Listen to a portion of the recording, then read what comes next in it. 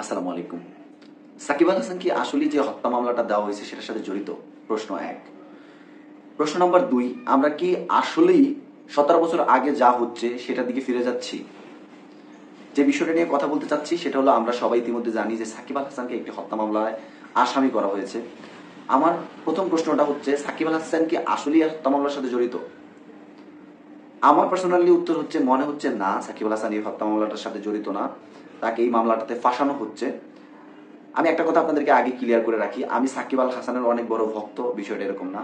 Shakib Al Hasan Bangladeshi cricketer হিসেবে তাকে ভালো লাগে, কিন্তু তার পার্সোনাল লাইফ কখনই আমার ভালো লাগে না। বিশেষ করে সে যখন স্বৈরাচারী সরকারের ব্যানারে হয়ে নির্বাচন করেছে তারপর থেকে তাকে আরো ভালো লাগে না।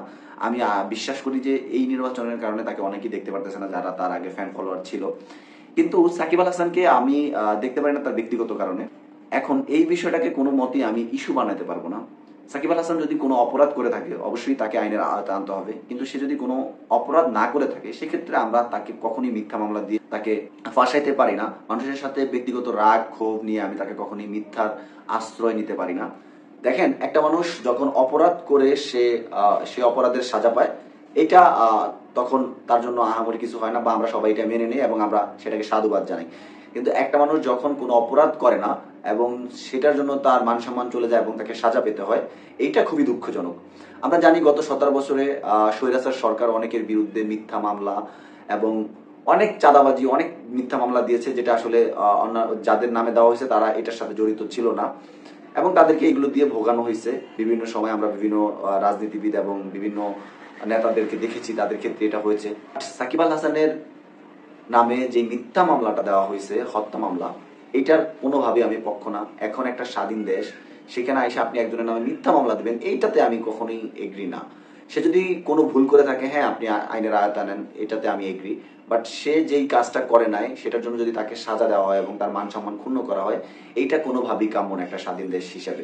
17 বছর আগে যা হয়েছে, এখন এসে যদি ঠিক ওইগুলোই হয়, মিথ্যা মামলা, গুম খুন, তাহলে আমাদের যে এই কষ্ট করে আমরা যে স্বাধীনতাটা অর্জন করলাম, এটার কোনো ফলাফল তাহলে আমরা ভোগ করতে পারতেছি না।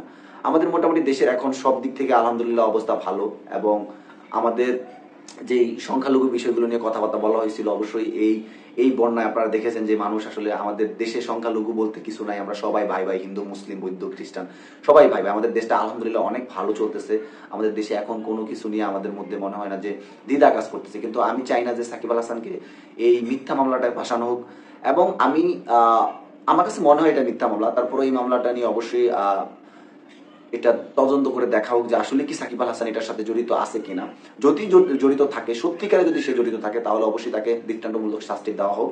কিন্তু আমার মনে হয় এই মামলাটার সাথে যদি সে জড়িত না থাকে, যারা এই মামলাটা করছে তাদেরকে আবার আইনের আওতায় আনা উচিত। সাকিব আল হাসানের মতো একজন তারকা ক্রিকেটারকে সে অপমান করতেছে বা এই যে হেস্তনাবোধ করতেছে, এটা আসলে কোনোভাবেই কাম্য না।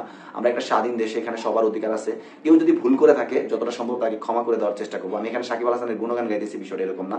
আমি জাস্ট এইটা বুঝাইতেছি যে একটা মানুষ যদি ভুল না করে, অপরাধ না করে, তাকে কখনই আমরা শাস্তির আওতায় আনতে পারি না এবং তার নামে আমরা বদনাম রটাইতে পারি না। যদি সে করে থাকে, অবশ্যই আমরা তাকে শাস্তির আওতায় আনার অনুরোধ জানাচ্ছি।